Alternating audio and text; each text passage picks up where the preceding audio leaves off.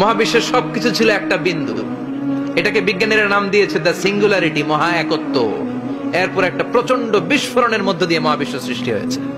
এটার ওরা নাম দিয়েছে big bang theory. Stephen Hawking সবচেয়ে বড় পদার্থবিজ্ঞানী ছিল। সে একটা বই লিখেছে, from the brief history of time, a brief history of time from big bang two black hole. সেখানে সে প্রমাণ করেছে কোরআনের এই আয়াত, কানা তারাতকান, মহাবিশ্বের সবকিছু একটা বিন্দু ছিল। আল্লাহ বলেন সব একসাথে ছিল, চাঁদ তারা আকাশ নদী নালা সব একসাথে। তারপরে একটা বিকট বিস্ফোরণের মধ্য দিয়ে পৃথিবী হয়েছে, চাঁদ হয়েছে, চন্দ্র হয়েছে, সূর্য হয়েছে, মহাবিশ্বের সবকিছু এই মহাবিস্ফোরণের মধ্য দিয়ে হয়েছে। চিৎকার করে পড়েন আল্লাহু আকবার। এই যে ছোট্ট পৃথিবীতে আমরা বসে আছি, এই পৃথিবীর চেয়ে সূর্য 13 লক্ষ গুণ বড়। চিল্লায় পড়েন আল্লাহু আকবার। তার মানে কি সূর্যই সবচেয়ে বড়? না, সূর্যের চেয়ে অনেক বড় বড় তারা আছে। ব্যাটেলজিউস নামে একটা তারা আছে মহাকাশে, যেটা যে সূর্য পৃথিবীর চেয়ে 13 লক্ষ গুণ বড়। এই ব্যাটেলজিউস তারা সূর্যের চেয়ে 33 কোটি গুণ বড়। এই ব্যাটেলজিউস তারাটাই কি সবচেয়ে বড়? না, এর চেয়েও কত বড় তারা যা আছে কোনো হিসাব নাই।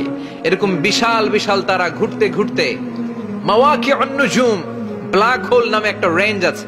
এই রেঞ্জের মধ্যে যদি ঢুকে যায়, ছোট্ট বাচ্চার মুখে চকলেট দিলে বাচ্চা যেমনি চকলেট চুষে খেয়ে ফেলে, এই বিশাল বিশাল তারাগুলো ব্ল্যাক হোলের মধ্যে ঢুকলে এক মুহূর্তের মধ্যে নিঃশেষ হয়ে যায়। চিল্লায় পড়েন আল্লাহু আকবার। একটা তারার চেয়ে আরেকটা তারা বড়। এরকম হাজার কোটি তারা মিলে আমাদের গ্যালাক্সি। এই গ্যালাক্সির নাম হচ্ছে মিল্কি ওয়ে। কি নাম? আমাদের গ্যালাক্সির নাম কি? সবাই বলেন তো। Milky Way. কি নাম? এরকম একটা গ্যালাক্সি না, লক্ষ কোটি গ্যালাক্সি আছে। আমাদের গ্যালাক্সির পরে সবচেয়ে কাছের গ্যালাক্সির নাম অ্যান্ড্রোমেডা। কি নাম? এই অ্যান্ড্রোমেডা গ্যালাক্সি আমাদের গ্যালাক্সি থেকে 2.5 মিলিয়ন লাইট ইয়ার দূরে, মানে 25 লক্ষ লাইট ইয়ার। সুবহানাল্লাহ কইবেন না?